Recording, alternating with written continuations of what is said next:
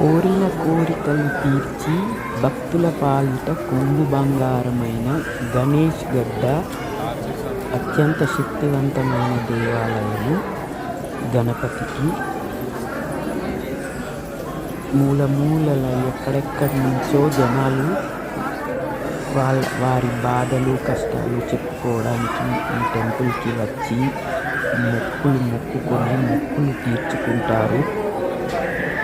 సంగారెడ్డి జిల్లా గణేష్ గడ్డ.